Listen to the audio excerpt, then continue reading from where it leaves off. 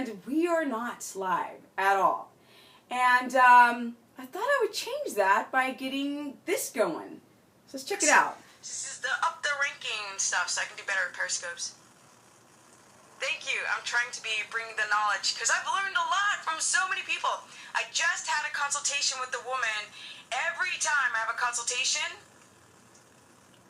thank you. Energy. Every time I have a consultation, I bring back something that I've learned. Every single one, every freaking day. So I'm bouncing around a lot. So I thought I would talk about, I was running through my mind. Yes, Periscope it's the weirdest thing ever, but I think it's really, really amazing to get the knowledge out. People can finally see me interact and see that I'm not cuckoo as much as I am in my videos. Okay, so your glucose needs to you're okay. Once your glucose is 87, that means that your body's still using glucose. So some of those ketones, unfortunately, are being lost. Okay, if you have a ketones at 2.0, you're losing some ketones. Gotta get that glucose. So that all right, is the subject for today. Definitely is a great tie-in to. Let's get this story going here. Let me plug my little phone back in.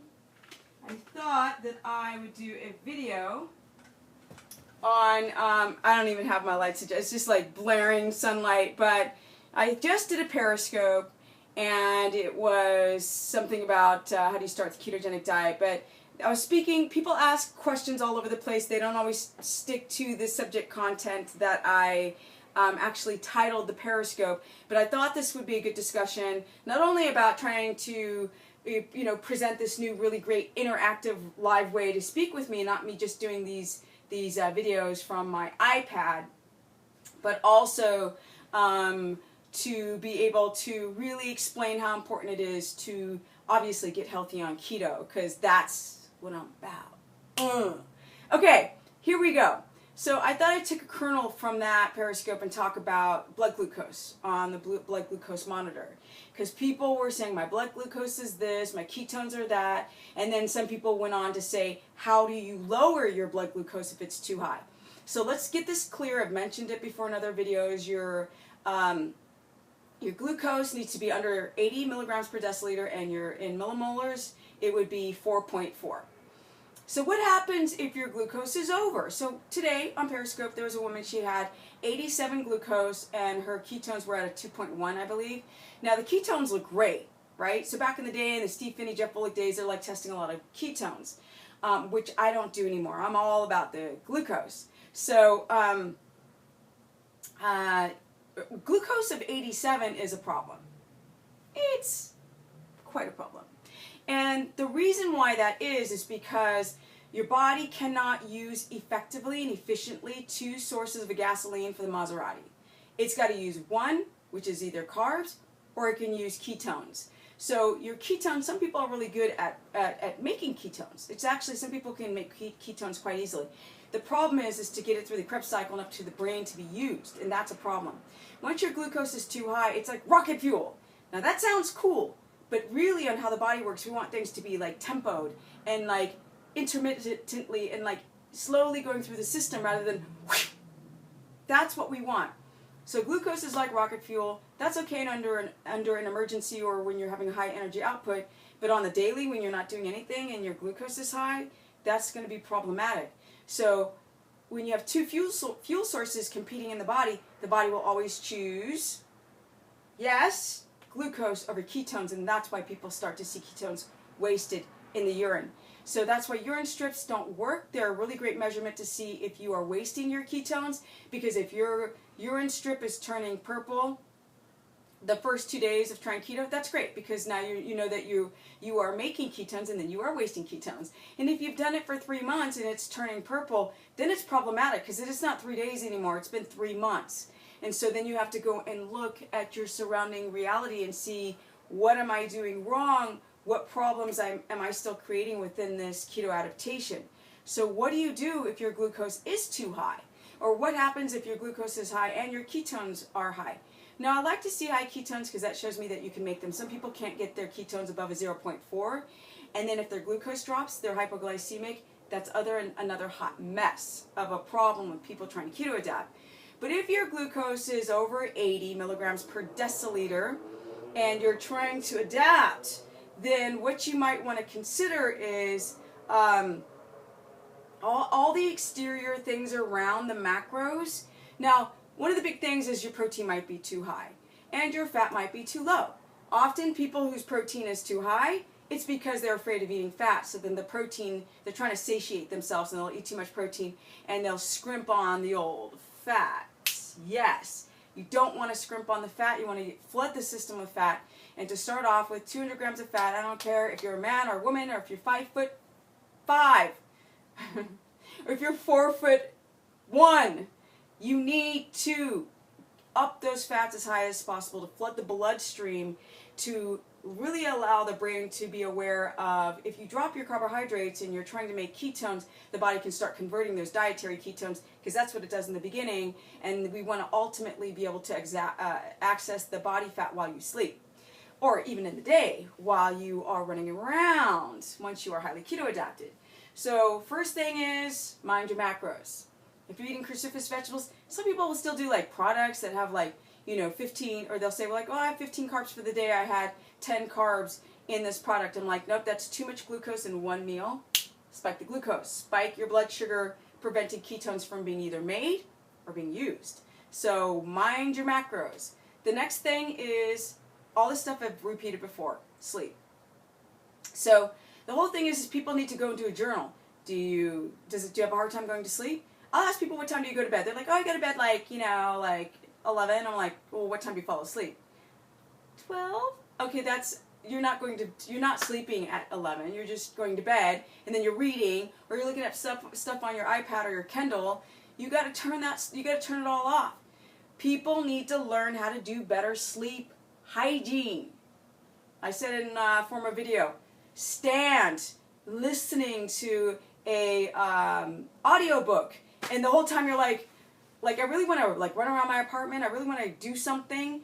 If you just stand and you're doing diaphragmatic breathing from the old diaphragm, trust. The second you lie down, you're like all the muscles in your body relax and the nervous system begins to calm down. Boom, you're out. Of course, we want to use orange or red lamps. We don't want white lamps because that omits at 2 o'clock in the afternoon daytime to the old pineal gland, and that's an issue to the midbrain, thinking that it's daytime when it's at night. Remember, guys, what you do, here's another thing, what you do in the day is going to be indicative of your blood glucose and your cortisol while you sleep. So people are adrenaline junkies. It doesn't mean that you have to jump out of an airplane or do skateboarding to be an adrenaline junkie. You just can be one of those people that has anxiety, that has to go all day. You've got 3 kids and you can't stop. That's an adrenaline junkie. People who are sugar addicts are adrenaline junkies. Caffeine addicts are adrenaline junkies and don't even know it because their body gets used to the caffeine and then it gets used to the adrenaline. And you need more adrenaline to stay awake. These things you have to mind. People, I always say to people, God, I can't talk, I'm talking so fast. I always explain to people, do a journal. If you are crashing in the afternoon, a lot of people go, I don't crash. And I'm like, what if you did nothing? What if you had lunch, sat down, had nowhere to go, watched a movie, would you fall asleep? Because if you would, then you have a hard time managing your glucagon and your insulin and creating that nice homeostatic balance of not crashing. There's something wrong with your adrenals. But those are the people who are adrenaline junkies because their adrenalines keep cranking out adrenaline because they have to get through their day, right? They can't be like our hunter-gatherer society and be communal and just chill in the middle of the day and hunt in the morning. So we're lit, and we're addicted to the adrenaline so we don't crash. And that catabolizes your body and turns it into a hot mess, I do say. I've been talking a lot about organic acid testing, right? Stool, saliva, urine. Because you could have issues. You could have parasites. You could have issues. Cortisol. You could have issues going on beyond the blood. Blood can be very subjective. We don't know if things in the blood are getting into your cells. We don't know because science is not that advanced yet. So we got to look under every carpet and sheet and every placemat to try to find, or hat to find anything that could be creating this inflammatory response, blocking your keto adaptation or preventing you from having the energy that you so desire. These are the things that we have to consider when lowering the blood glucose. If we know what the problem is, then we can fix it, and we can stop being into that inflammatory response of too much adrenaline followed by cortisol, then gluconeogenesis, then raising your blood sugar, blocking your keto adaptation. Now, some people complain, I think I'm going to do a video about this, the cheese and nuts and all this kind of stuff, another video. But people, when I say that cheese can block your keto adaptation, people are like, that's crazy. Like, don't you know I'm using inflammatory statements to get your attention?